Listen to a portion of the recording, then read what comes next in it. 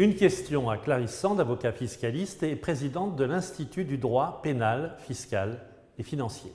Clarisse Sand, depuis le 25 octobre 2018, les conseils aux chefs d'entreprise, notamment, alors ça va de l'expert comptable au banquier même, peuvent être sanctionnés. Est-ce que c'est seulement en cas d'abus de droit de la part de leurs clients ? Alors, effectivement, il y a une nouveauté qui anime un peu la scène de tous les professionnels du droit et du chiffre qui entourent le dirigeant sur l'instauration d'une nouvelle sanction administrative qui est entre les mains de l'administration fiscale, qui permet d'infliger une sanction à un conseil qui aurait proposé en fait des schémas frauduleux à un dirigeant ou à un particulier dans le cadre de la lutte contre la fraude fiscale. Alors, c'est un vrai débat et ça concerne quelle situation? C'est le contribuable qui se voit notifié par l'administration fiscale des rehaussements d'impôts en vertu de 3 cas différents. Le premier, parce qu'il a réalisé une activité occulte, c'est-à-dire qu'il n'a pas déclaré auprès des autorités fiscales. La deuxième, ça peut être un abus de droit, donc c'est un processus où on utilise en fait le texte fiscal à des fins qui sont dans une finalité autre que celle qui a été voulue par le législateur, ou alors dans le cas de manquement de manœuvre frauduleuse. Donc ces 3 cas-là, le conseil qui entoure le contribuable peut se voir infliger une sanction administrative qui est égale à minimum 10 000 € et qui normalement correspond à 50% du montant des honoraires qu'il aura facturé à son client. Mais lui aussi a commis une faute. Alors, il faut que l'administration...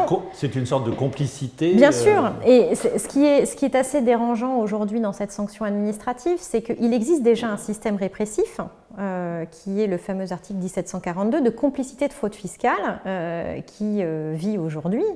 Et donc, l'interrogation des professionnels du droit et du chiffre sur l'instauration d'une telle sanction, c'est pourquoi créer une sanction administrative répressive alors qu'il y a déjà une sanction répressive qui existe, ou un conseil qui est, où on démontre qu'il est effectivement complice de son client, va se retrouver à être condamné aux côtés de son client par un tribunal correctionnel. Est-ce qu'on peut dire que c'est l'administration qui reprend un pouvoir à la justice? Effectivement, dans le processus du vote de cette loi fraude, où il y a eu un grand débat sur reprendre, en tout cas redonner au parquet son opportunité des poursuites, se pose la question, c'est qu'en permettant à l'administration fiscale, sans contrôle, et j'y reviendrai tout à l'heure, de pouvoir infliger cette sanction administrative, ça fait rebasculer finalement un pouvoir entre les mains de l'administration, là où le législateur voulait le redonner au parquet.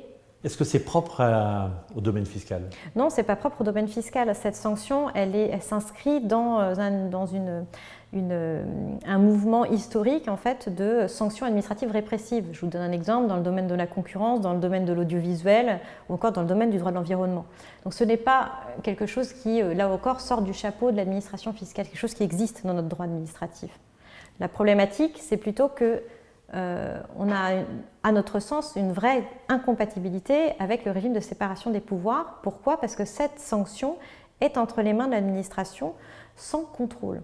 Donc elle est infligée par l'administration fiscale et elle sera infligée par l'administration fiscale de manière discrétionnaire. Sans contrôle et sans contre-pouvoir? Sans contre-pouvoir pour l'instant, c'est-à-dire qu'on aurait pu très bien étendre par exemple le pouvoir de la commission des infractions fiscales et venir contrôler l'application qui sera faite de cette amende administrative à l'égard des conseils par la commission des infractions fiscales. Ça n'a pas été fait. Et tant qu'aujourd'hui il n'y aura pas de contre-pouvoir, il y a un problème de compatibilité avec ce principe de séparation des pouvoirs.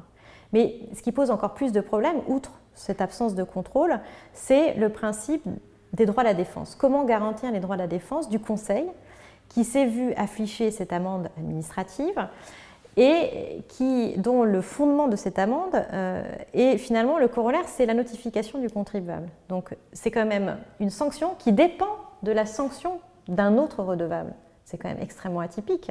Donc on va se retrouver dans des situations, par exemple, où le conseil va se retrouver à pas forcément pouvoir assurer sa défense, dans le cas où le contribuable va négocier avec l'administration fiscale une situation de sortie dans le cadre de son contrôle fiscal, et le conseil n'a pas forcément accès à la procédure du contribuable, de sorte que s'il s'est vu affliger antérieurement cette amende, ne pourra pas forcément savoir qu'il y a eu un dégrèvement obtenus dans le cadre d'une transaction, par exemple, avec l'administration fiscale.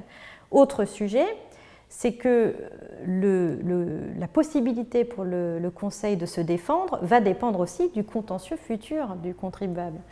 Et la vraie question, c'est que quand est-ce que l'administration fiscale peut appliquer cette amende? Elle peut l'appliquer non pas quand l'imposition est définitive, elle peut l'appliquer bien en amont, et c'est toute la problématique. Elle peut l'appliquer dès lors que le contribuable se voit délivrer le titre exécutoire, donc l'avis de mise en recouvrement, et là l'administration va pouvoir infliger tout de suite la sanction administrative. Donc vous imaginez l'influence que peut avoir cette amende sur la manière dont le contrôle va se poursuivre, et inévitablement, on peut se poser la question d'un moyen de pression.